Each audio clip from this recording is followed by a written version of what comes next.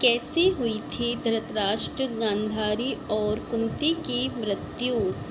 युद्ध के बाद करीब 15 साल तक धृतराष्ट्र और गांधारी महल में ही रहे। इसके बाद वन में चले गए। महाभारत युद्ध में कौरवों की हार के बाद युधिष्ठिर राजा बने।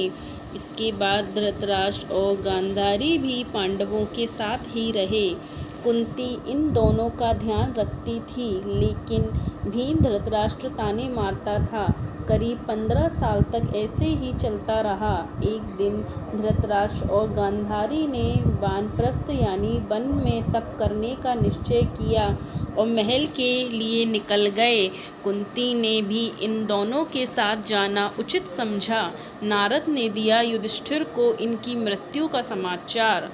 इन तीनों के वन में जाने के करीब 3 साल बाद देवर्षि नारद युधिष्ठिर के पास पहुँचे।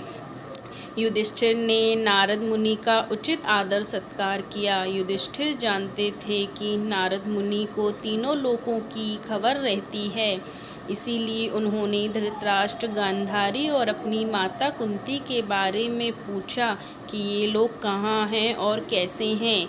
नारद मुनि ने बताया कि धृतराष्ट्र, गांधारी और कुंती हरिद्वार में रहकर तपस्या कर रहे थे। एक दिन जब वे गंगा स्नान कर आश्रम आ रहे थे, तभी वन में भयंकर आग लग गई। दुर्बलता के कारण धृतराष्ट्र, गांधारी और कुंती आग से बचने के लिए भाग नहीं सके। तब उन्होंने उसी आग में प्राण त्यागने का विचार किया और वहीं एकाग्रचित्त होकर बैठ गए। इस तरह धृतराष्ट्र, गांधारी और कुंती की मृत्यु हुई।